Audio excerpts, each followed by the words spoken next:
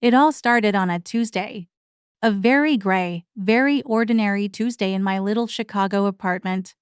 I was wrestling with a spreadsheet that made no sense when the buzzer rang. It was a delivery. Confused, I went downstairs to find a courier holding the most beautiful bouquet of sunflowers I'd ever seen. "For Clara," he said, handing them over. There was no card, no note, just the flowers. I assumed it was a mistake, but my name was clearly on the tag. I spent the rest of the day asking everyone I knew, my mom, my best friend, even my awkward coworker from accounting. No one knew a thing. The sunflowers brightened up my apartment for a week, and then I mostly forgot about them. Until the next month. Another Tuesday, another delivery. This time, it was a bouquet of delicate, fragrant freesias. Again, no card. Just my name. This couldn't be a mistake. Not twice. My friends were convinced I had a secret admirer. We spent hours creating a list of potential suspects. Was it the cute barista from the coffee shop downstairs? The guy I'd had a brief, friendly chat with at the dog park? The mystery was thrilling and a little bit nerve-wracking. Every month, like clockwork, a new bouquet would arrive. Tulips in March, peonies in April, roses in May. Each one was more thoughtful than the last. These weren't just random flowers, they felt personal. It was as if someone knew my favorites, even the ones I'd never told anyone. This person, whoever they were, knew me. The sunflowers were for my sunny disposition, my friends joked. The freesias for my love of sweet, subtle scents. The peonies, well, everyone loves peonies. But the lilacs in June? That was my grandmother's favorite flower, a memory I held dear to my heart. How could anyone know that? My apartment transformed into a miniature botanical garden. The constant presence of fresh flowers changed the energy of my home, and honestly, it changed me. I started my days with a smile, wondering what beautiful surprise the next month would bring. It felt like I was the main character in my own romantic movie. The mystery was all-consuming. I started paying more attention to the people around me, looking for clues, a lingering glance, a knowing smile. Was it someone I saw every day, someone I barely knew? My best friend, Maya, was my partner in crime. We turned into amateur detectives. We'd stake out my apartment building on Flower Tuesday, hoping to catch a glimpse of the delivery person or the sender. We tried to sweet-talk the couriers, but they were always tight-lipped. "Sorry, Mom. It's an anonymous online order." The digital trail was a dead end. The flowers were always from different local florists, paid for with some kind of untraceable gift card system. This person was a ghost. A very romantic, flower-loving ghost.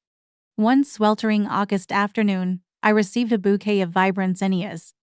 Tucked among the petals, for the first time, was a small, cream-colored card. My heart hammered against my ribs. I pulled it out with trembling fingers. On it, in elegant cursive, were just 3 words: the bookstore. Friday. That was it. No time, no name. Just the location. The bookstore in question could only be the last page, my favorite little shop in Lincoln Park. I spent half my weekends there, lost in the aisles. My secret admirer knew my sanctuary. The anticipation was almost unbearable. What would I wear? What would I say? What if he wasn't what I expected? Or worse, what if I wasn't what he expected? Maya had to talk me down from a full-blown panic attack. Friday came. I changed my outfit at least 5 times before settling on a simple sundress. I walked into the last page, the familiar scent of old paper and coffee calming my nerves. The shop was quiet. I browsed the poetry section, my designated waiting spot, my eyes darting toward the door every time the little bell chimed. Minutes stretched into an hour. My hope began to fade. Maybe it was a joke. Maybe I'd read it wrong. Disappointment settled in my stomach like a stone. I was about to leave when a man who'd been sitting in a worn armchair by the window stood up and walked towards me. It was Leo. Leo, from the bookstore. He was the owner's son, a quiet, kind man with warm eyes who I'd chatted with countless times about books. He was always there, recommending a new author or discussing a classic. I'd always found him incredibly charming, but I never imagined he was holding a single, perfect gardenia, my absolute favorite flower, the one I'd never received. He looked nervous, his hand slightly shaking as he held it out to me. "Clara," he began, his voice soft. "I was hoping you'd come." I was speechless. "Leo, all this time?" It was Leo? He confessed he'd had a crush on me for over a year, ever since I first walked into his family's store. He was too shy to ask me out directly. He said he'd overheard me talking to his dad one day about how my grandmother grew lilacs. He noticed the sunflower cocaine on my bag. He saw me admiring the freesias at the farmer's market. He'd been paying attention. Every detail, every quiet preference. The flowers were his way of showing me he saw me, really saw me, without the pressure of a grand confession. He was afraid of rejection, so he let the flowers speak for him, hoping that one day he'd build up the courage to introduce himself properly. And here he was, standing in front of me, more charming and genuine than any fantasy I could have cooked up. I took the gardenia, its scent filling the space between us. I couldn't stop smiling. All those months of mystery, of wondering, of dreaming, it all led to this moment. To him, it was better than a movie. It was real. I told him it was the most romantic thing anyone had ever done for me. His nervous expression softened into a relieved, brilliant smile. He finally, officially, asked me out on a date. I, of course, said yes. That evening, we walked along the lakefront, talking for hours. It felt like we'd known each other forever. Our first date turned into a second, and then a third. We fell in love surrounded by books and blossoms.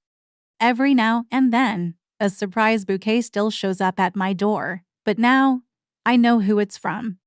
And sometimes, tucked inside, there's a note. Not a mysterious one, but a sweet one. A line from a poem we both love, or just a simple "I love you." It all started with anonymous flowers, a gesture from a shy man who wanted to fill my world with beauty. And he did, in more ways than he could ever know. Thank you for watching my story. If you enjoyed it, please like this video and subscribe to Echoes of Passion for more. See you next time.